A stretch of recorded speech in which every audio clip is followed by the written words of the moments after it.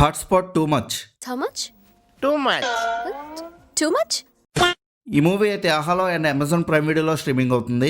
Telugu dubbing అయితే అవైలబుల్గా లేదు, తమిళ్లో మాత్రమే చూడాలి ఈ మూవీని. ఇంకా మూవీ అయితే యావరేజ్గా అనిపించింది, ఎందుకని డీటెయిలింగ్ ఈ వీడియోలో మాట్లాడుకుందాం. సో లాస్ట్ వరకు వీడియో స్కిప్ చేయకుండా చూడండి.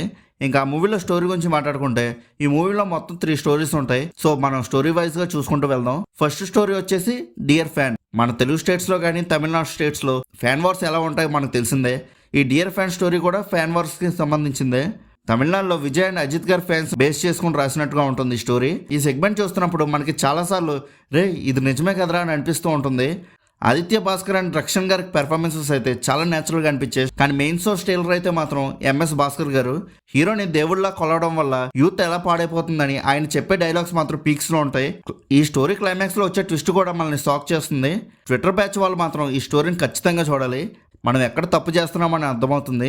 ఇంకా సెకండ్ స్టోరీ వచ్చేసి డ్రెస్సింగ్ అండ్ ఫెమినిజం మీద ఉంటుంది.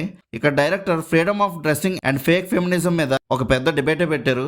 కొన్ని చోట్ల క్లాస్ పీక్తున్నట్టుగా అనిపించినా ఆయన చెప్పాలనుకుంటున్న లాజిక్ మాత్రం పాయింట్ టు పాయింట్ కరెక్ట్ గానే అనిపిస్తుంది. ఏ ప్లేస్ లో ఎలా ఉండాలనే బేసిక్ డిసిప్లిన్ గురించి మాట్లాడారు.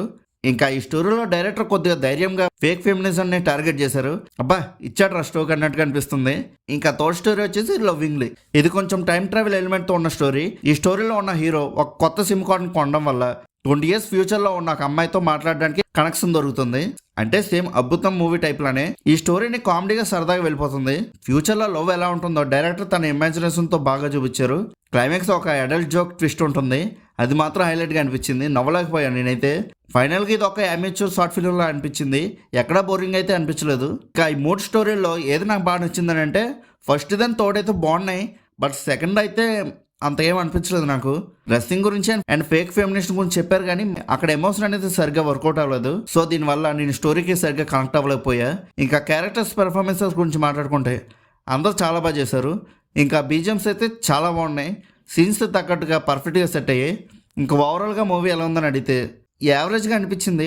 మరీ పార్ట్ 1 అంత ఇంపాక్ట్ఫుల్గా లేకపోయినా ఒక మాదిరిగా బాగానే ఉంది. రొటీన్ కమర్షియల్ మూవీస్ చూసి బోర్ కొడుతుందని అనుకుంటే ఒకసారి ఈ మూవీని ట్రై చేయండి, డిఫరెంట్గా అనిపిస్తుంది. ఇంకా మీరు కూడా ఈ మూవీని చూసుంటే మీకు ఎలా అనిపించిందో కింద ఉన్న కామెంట్ సెక్షన్లో చెప్పండి. Movie updates and movie reviews కోసం మన సినిమా ఛానల్ సబ్స్క్రైబ్ చేసుకుని బెల్ ఐకాన్ కూడా ఆన్ చేసి పెట్టుకోండి. మళ్ళీ మన నెక్స్ట్ వీడియోలో కలుసుకుందాం. బాయ్.